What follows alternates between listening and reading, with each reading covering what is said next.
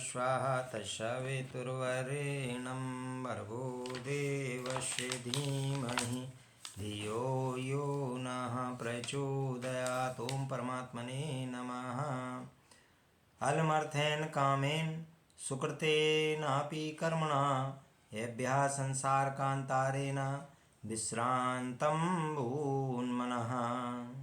अलम बस बहुत हुआ, अर्थेन अर्थ धन से, कामेन कामनाओं से, सुकृतेन शुभ से, अपि भी कर्मणा कर्म से, एभ्या इनसे, संसार कांतारे संसार रूपी वन में, ना नहीं, विश्रांतम शांति को, अभूत हुआ, मनहा अंताकरण चित्त, अर्थ धन से, कामनाओं से, सुकृत कर्म से वश अब बहुत हुआ, ऐसी अनुभूति हो जाने के पश्चात भी भटकाव की स्थिति बनी ही रहती है।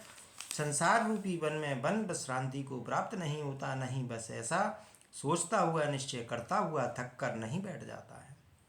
इस सूत्र में काम और अर्थ के साथ ही धर्म को महर्षि अष्टावक्र सुख का कारण बताते हुए जनक से कहते हैं कि जन्म जन्मांतरों से इन तीन पुरुषार्थों का आचरण करके तूने देख लिया, फिर भी तुझे सुख नहीं मिला, तो फिर तू इनका परित्याग क्यों नहीं कर देता। कहने का तात्पर्य यह है कि अष्टावक्र जनक को फिर यही उपदेश देते हुए कहते हैं कि धन, संपत्ति, काम तथा अच्छे कार्य तो तूने अनेक जन्मों में किए हैं और अब भी वही किए जा रहा है, लेकिन इनसे भी तेरा मन इस संसार में विश्रांति को प्राप्त नहीं हुआ।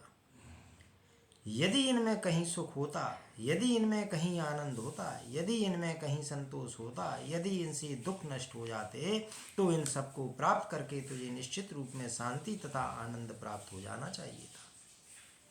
परंतु इनके मिल जाने पर भी तेरा मन विश्रांति को प्राप्त नहीं हुआ है। इसका कारण यही है कि इनमें सुख नहीं है। तू ब्रह्म के कारण इनमें सुख देख रहा है था, अब तो इस अज्ञान और भ्रम का परित्याग कर दे।